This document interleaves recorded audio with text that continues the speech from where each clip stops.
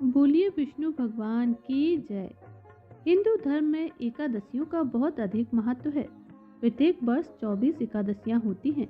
जब अधिक मास या मलमास होता है तब इनकी संख्या बढ़कर 26 हो जाती है। जया एकादशी के विषय में एक कथा प्रचलित है।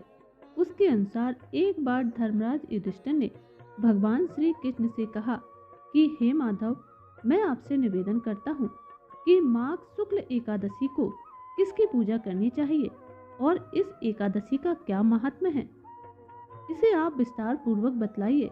तब श्री कृष्ण कहते हैं कि हे राजन, माघ शुक्ल पक्ष की एकादशी को जया एकादशी कहते हैं।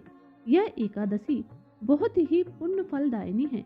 इस एकादशी का व्रत करने से व्यक्ति नीच योनि जैसे भूत प्रेत पिशाच की योनि से भी मुक्त हो जाता है।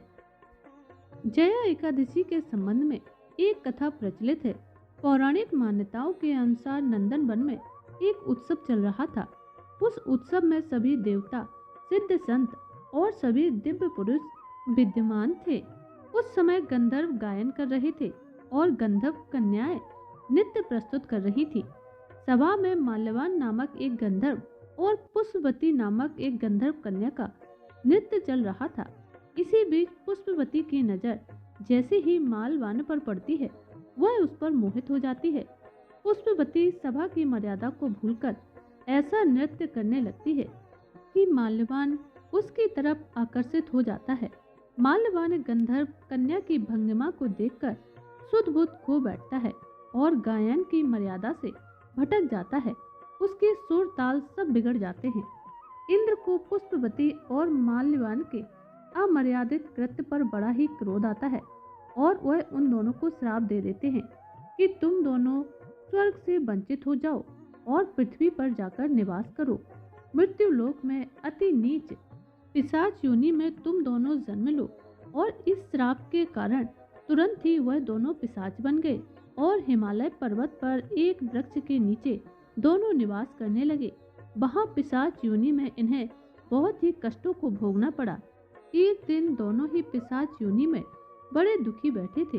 उस दिन माघ शुक्ल पक्ष की एकादशी थी और दोनों अत्यंत दुखी थे। उस दिन वे केवल फलाहार कर रहे थे।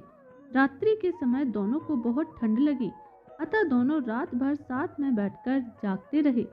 ठंड के प्रभाव के कारण ही दोनों की मृत्यु हो गई और अनजाने में ही दोनों ने जया एकादशी का व्रत कर लिया।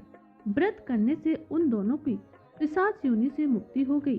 अब माल्यवान और पुष्पवती पहले से भी अधिक सुंदर हो गए और पुनः स्वर्ग में आ गए। स्वर्ग में उन दोनों को देखकर इंद्र अत्यधिक चकित हुए और पिशाच योनि से मुक्ति कैसे मिली, यह उन दोनों से पूछा। तो माल्यवान ने कहा कि यह भगवान विष्णु की जया एकादशी का ही प्रभाव है। हम इस एकादशी के प्रभाव से पिशाच योनि से मुक्त हुए हैं। इंद्र इससे बहुत प्रसन्न हुए और कहा कि आप भगवान विष्णु के भक्त हैं, इसीलिए अब आप मेरे लिए आदरणीय हैं। आप स्वर्ग में आनंद पूर्वक रहिए। यह कथा सुनकर श्री कृष्ण ने युधिष्ठिर को यह भी बतलाया कि जया एकादशी के दिन जो भी श्रद्धालु भक्त इसका व्रत करता है और भगवान विष्णु की पूजा करता है, उसकी सभी मनोकामनाएं पूर्ण होती हैं और वह स्वर्ग को जाता है। उन्हें 10वीं तिथि को एक समय आहार करना चाहिए। इस बात का भी ध्यान रखें कि आहार हमेशा सात्विक हो। एकादशी के दिन श्री भगवान विष्णु का ध्यान करें और संकल्प करें और फिर धूप दीप नैवेद्य चंदन फल तिल और पंचामृत के साथ भगवान विष्णु की पूजा करें, जिससे भगवान विष्णु आपकी सभी मनोकामनाएं पूर्ण करते हैं। तो बोलिए भगवान विष्णु की जय।